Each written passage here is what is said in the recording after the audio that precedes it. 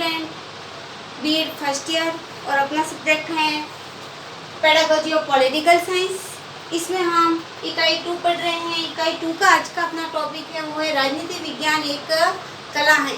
इससे पहले की जो ऑनलाइन क्लास थी उसमें मैंने आपको बताया है राजनीति विज्ञान एक विज्ञान के रूप में किस प्रकार से परिभाषित किया गया है, उसके बारे में हमने पढ़ा था। आज हम पढ़ेंगे राजनीति विज्ञान एक कला है। इसको परिभाषित करते हुए विद्वानों ने इसको कला किस प्रकार से कहा है, कौन से ऐसे बिंदु है जिनके आधार पर राजनीति विज्ञान को हम कला भी कह सकते हैं। तो राजनीति विज्ञान को कला के रूप में स्पष्ट करने से पहले हमें कला को समझना होगा कि राजनीति विज्ञान को हम कला कहेंगे तो उससे पहले कला क्या होती है, उस कला को आर्ट क्या होती है, उसके बारे में हमें समझना होगा और कला को निम्नलिखित रूप में परिभाषित कर सकते हैं। तो कला का अर्थ वास्तविक जीवन में ज्ञान का प्रयोग होता है। कला का अर्थ सबसे पहले पढ़ेंगे कला क्या है। कला, जब राजनीति विज्ञान को कला के रूप में हमने संज्ञा दी है तो हमको सबसे पहले जो कला है उसके बारे में ज्ञात करना होगा कि कला क्या होती है। कला को समझना अनिवार्य है। तो कला का अर्थ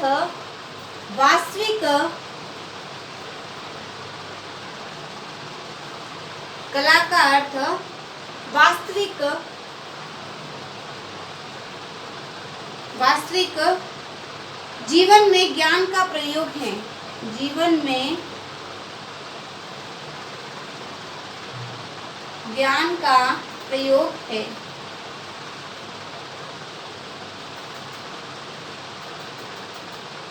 ठीक है।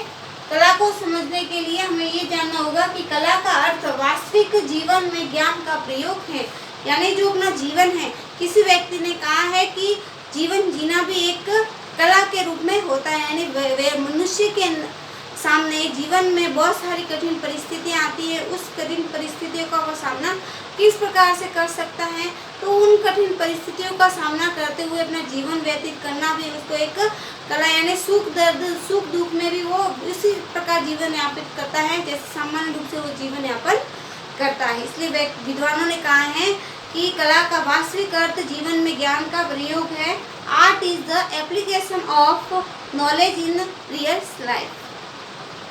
इस प्रकार ज्ञान का वास्तविक जीवन में प्रयोग ही कला है। कला की दृष्टि से विश्व में कुछ वस्तुएं सुंदर एवं इच्छानुकूल वस्तुएं प्रतिकूल होती हैं। कला की दृष्टि में हम आगे लिखेंगे, कला की दृष्टि में विश्व की कुछ वस्तुएं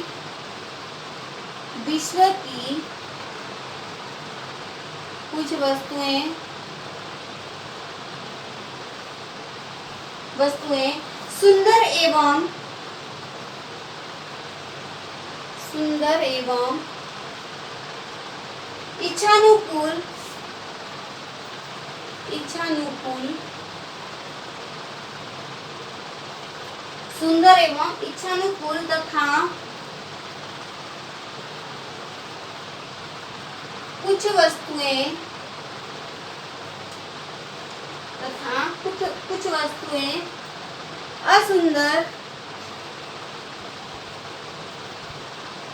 असुंदर और इच्छा के प्रतिकूल होती हैं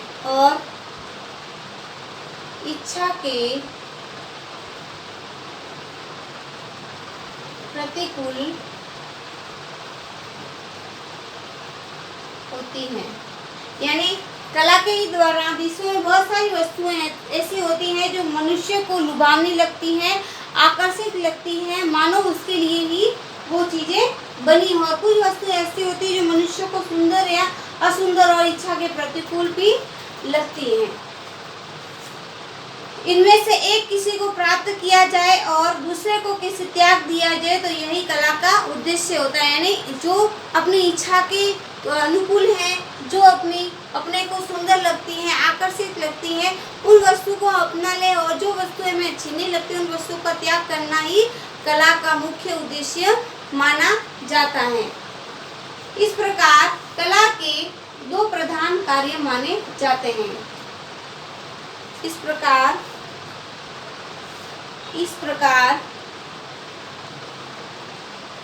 कला के दो प्रधान कार्य माने जाते हैं। कला के दो प्रधान कार्य कौन कौन से हैं, हम पढ़ लेते हैं। यानी कला का जो उद्देश्य ये होता है कि जो हमें आकर्षित वस्तुएं लगे, लुभावनी लगे, सुंदर लगे, उनको तो हम ग्रहण कर ले, जो हमें अच्छी नहीं लगे उसको त्याग दो। इस प्रकार कला के दो प्रधान कार्य हैं, वो हैं, सबसे पहला कार्य है आदर्श की प्राप्ति के मार्ग का दीर्घदर्शन। सबसे पहला जो कार्य है वो है आदर्श की प्राप्ति। सबसे पहला कार्य है आदर्श की प्राप्ति के मार्ग का दीर्घदर्शन। ये मार्ग का दिग्दर्शन यानी मोक्ष की प्राप्ति तक ले जाना मनुष्य को। और दूसरा कार्य है व्यवहारिक प्रदर्शन। दूसरा कार्य है व्यवहारिक प्रदर्शन। ठीक है, कला के दो कार्य बताए हैं। पहला तो है आदर्श की प्राप्ति यानी मनुष्य को नैतिक जीवन जीने के लिए रास्ता दिखाना या दिग्दर्शन करना, और व्यवहारिक प्रदर्शन यानी व्यवहार के रूप में उसको जीवन किस प्रकार से जीना है, समाज में किस प्रकार से रहना है, लोगों के बीच में किस प्रकार से उसको बात करनी, इस प्रकार का ज्ञान देना। इसमें जहाँ तक पहले कार्य का योग देती है, दूसरा कला जो पहला कार्य है वो हमें इस प्रकार का प्रश्न है कि कला आदर्श लक्ष्य की ओर में अग्रसर करवाती है। पहला जो कार्य है वो है कला हमें आदर्श लक्ष्य की ओर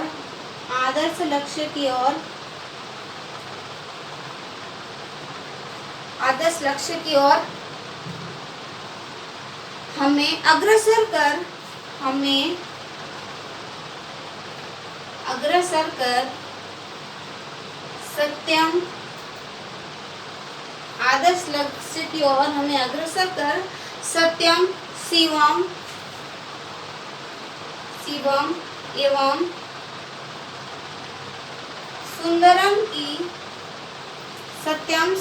एवं सुंदरम की प्राप्ति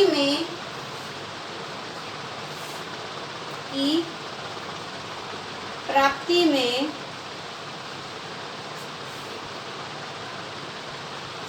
योगदान या योग देती हैं। और दूसरा कार्य उसका व्यवहारिक प्रदर्शन है। और दूसरा जो कार्य है वो है उसका व्यवहारिक प्रदर्शन। कला की बाह्य अभिव्यक्ति हमें दूसरा कार्य है व्यवहारिक प्रदर्शन, और दूसरा कार्य है व्यवहारिक प्रदर्शन। यह कला की बाह्य अभिव्यक्ति होती है, यह कला की बाहरी अभिव्यक्ति होती है। तो कला की यह बाह्य अभिव्यक्ति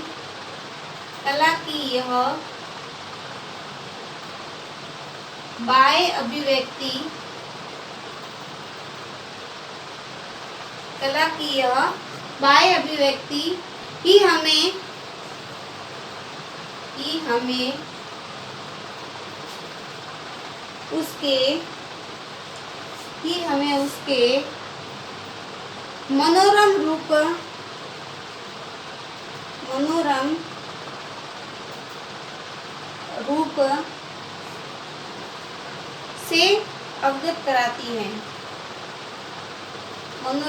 से अवगत कराती है।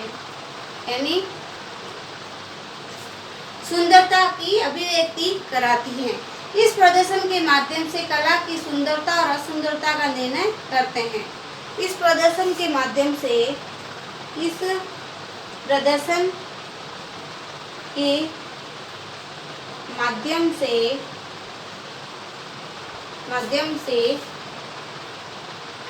माध्यम से ही कला की सुंदरता और असुंदरता की सुंदरता और असुंदरता का निर्णय करते हैं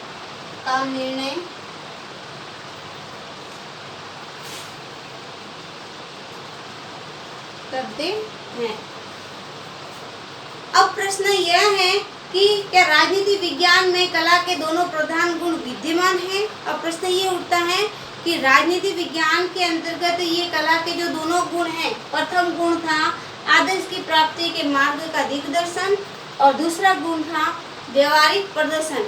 ये दोनों गुण राजनीति विज्ञान के अंदर विद्यमान है या नहीं है।